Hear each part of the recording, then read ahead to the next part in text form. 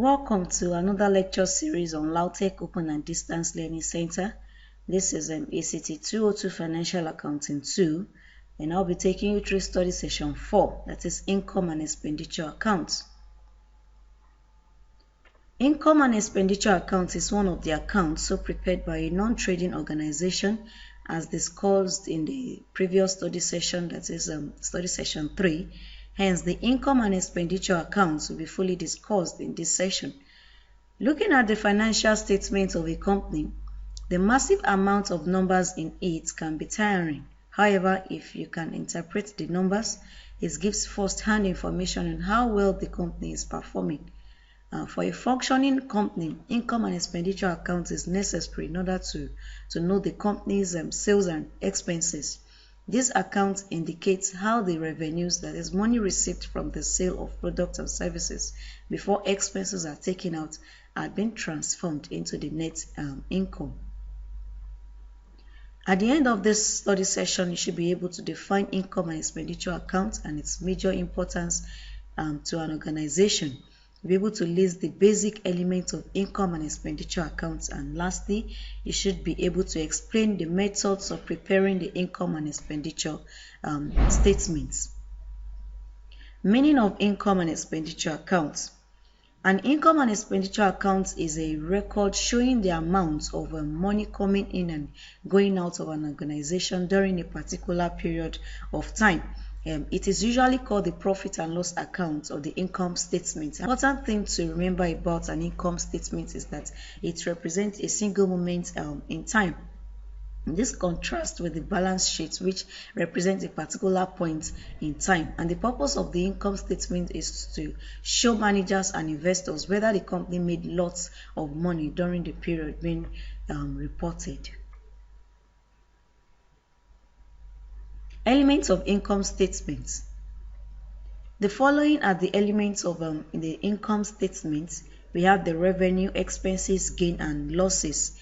Let's take this one after the other.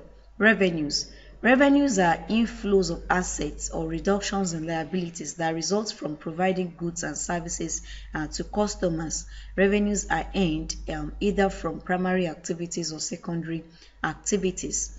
Gains. A gain is reported on the income statement as the net of the proceeds received from the sale of a long-term asset minus the amount listed for that item on the company's books, that is the book value. A gain occurs when the proceeds are more than the book value. The next is expenses. Expenses arise from consuming resources in order to generate revenues, just like revenue expenses are incurred from primary activities or secondary activities.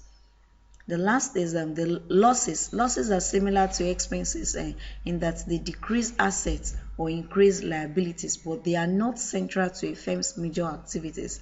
Losses result from a transaction that is outside of a business primary activities.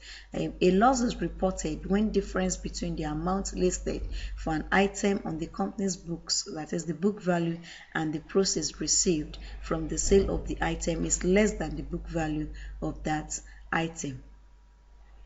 Methods of preparing income statements. We have two major methods of preparing the income statement. The first one is the single-step income statement, and the second one is the multiple-step income statement. Now let's take this after the other. The single-step income statement, this takes a simpler approach, totaling revenues and subtracting expenses to find the bottom line. That is, the bottom line of the income statement is called the net income, earnings, or profit. So, and it can be expressed as bottom line is equal to revenue plus gain minus expenses plus losses. Now to the multiple step income statement, and this takes several steps to find the bottom line. The multiple step profit or loss statement segregates the operating revenues and the operating expenses from the non-operating revenues. The non-operating expenses are gains and the losses. The multiple step income statement also shows the gross profits, that is the net sales minus the cost of goods that are sold. Thank you for listening. I hope you had a wonderful time.